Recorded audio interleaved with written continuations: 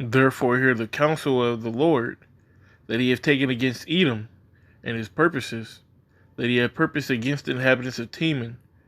Surely the least of the flock shall draw them out. Surely he shall make their habitations desolate with them. Shalom. First I'll give all praise, honor, and glory unto Yahweh by Shem Yahushai, by Shem Kadash. Double honors to the apostles and elders of the GMS.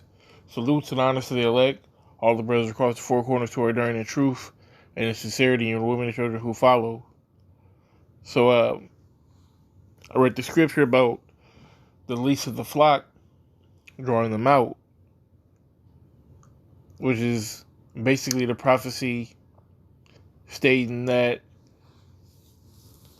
those Khazars, those fake Jews, if you will, that are currently in the land of Israel, they're going to be the ones responsible for popping off this World War III. And I read that because I have an article here from The Guardian. It's from Sunday, October 18th. It says, Iran hails lifting of 13-year UN arms embargo as monumentous day. Now, what does that mean? That means for the past, 13 years or so, Iran was not able to purchase and sell weapons, offensive weapons. They did have some S-300 defensive missiles that they purchased from Russia, but like I said, it's for that purpose, for defense, not for offense.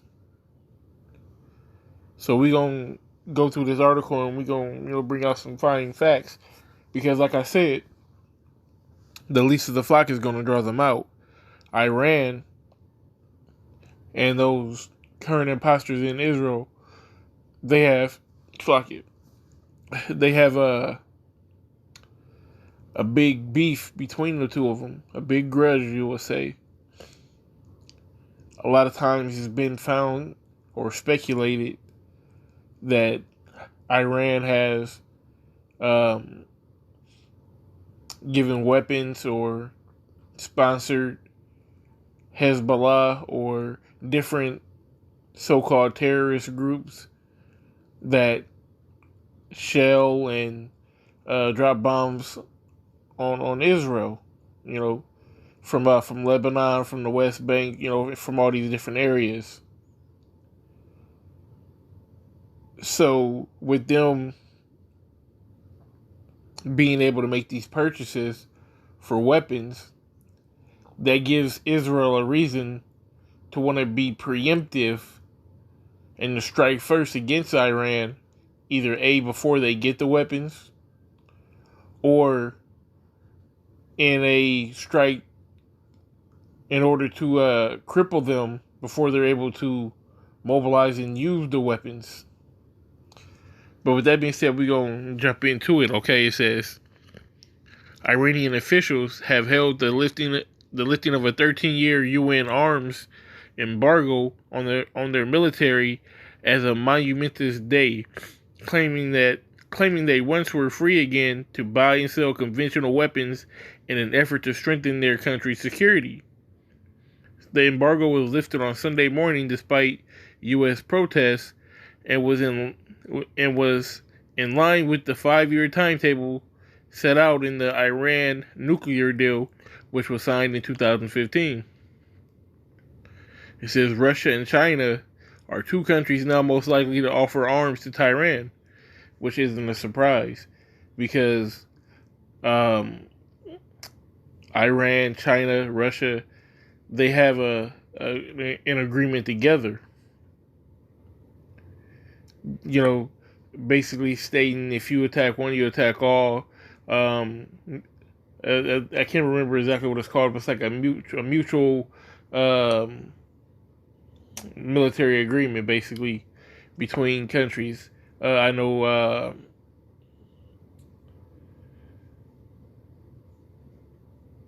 the what's the My mind's drawing a blank right now. Not the UN, NATO. All the NATO countries have a mutual agreement the same way. If you attack one, you attack all, and they have that agreement. So it's only it's only right that they're the most um, upfront customers and merchants for them to get weapons in and out. It says making Iran less dependent on its own weapons industry and smuggling.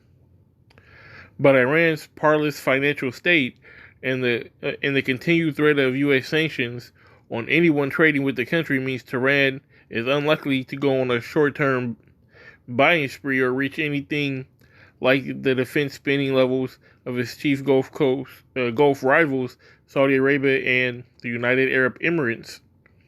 Says the Iranian foreign minister said, as of today, all restrictions on the transfer of arms, related and financial services, and to and from the Islamic Republic of Iran are all automatically terminated, so they're free. The foreign minister described the day as monumentous, and put the event in a diplomatic as much as a military context. Today's normalization of Iran's defense cooperation with the world is a win for the cause of multilateralism and peace and security in our region, said Javad Zarif. However, the defense ministry said unconventional arms, weapons of mass destruction, and a buying spree of conventional arms had no place in the country's defense doctrine. And that's what they have to say. But really, this is the first time that they can go out and get a nuke. There's nothing holding them back from it. They're free. They can go do that. If Russia wants to sell them some nukes, they could do that. Which is why I made the statement about Israel, because a short range, you don't even need a ICBM, because it's not an intercontinental ballistic missile. It's a short range. It's not that far to Israel, so you can shoot a nuke over there and it'll probably reach it in 10 minutes or so.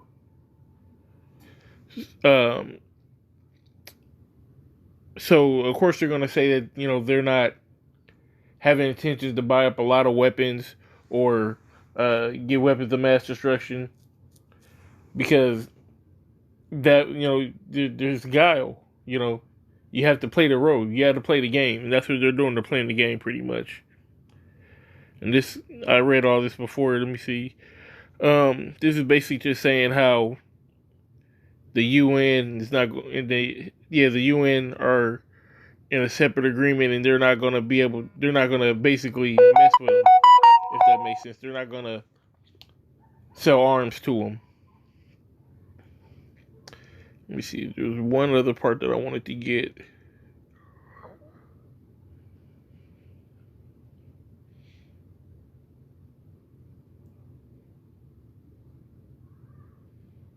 And I'm definitely going to put it in the description, so if you want to go back and read all this that I'm skipping, then you can.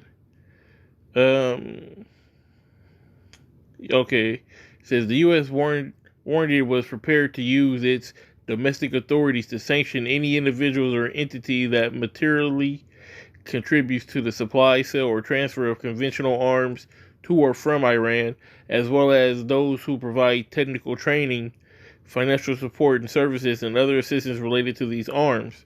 So, they don't want you to have no dealings with Iran as far as building up their military. Why? Because they understand what's going on. They understand that World War III is on the brink. And this is just in time. Now, this is Iran's chance to build itself up and to be prepared. If they want to get planes, they can get planes. If they want to get Humvees or tanks, they can do that. But it's a spot in this article that I definitely want to get to, which is going to pretty much give us the the solution on what they are going to do. Let me see. I'm gonna get this real quick because I mentioned it. It says Iran has always been free to purchase purely defensive weapons, including, if it wished, the Russian-made S-400 missile defense system.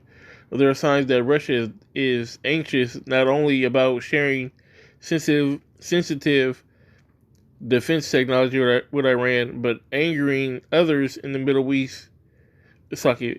But angering other Middle East customers such as the UAE.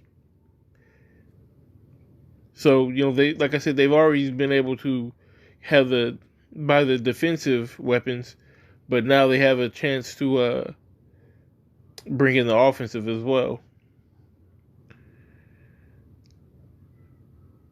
So,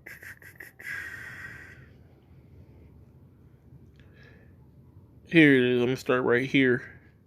It says, the bulk of the defense spending by its revolution... let me see. I'll start at the beginning of the paragraph.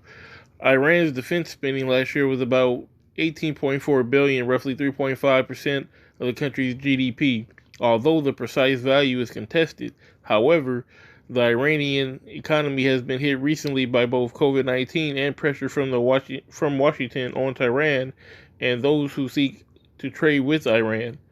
The bulk of the defense spending is by the Revolutionary Guard, and Iran's core military strength derives from a mix of proxy militias, cyber warfare, ballistic missiles, and large defense army.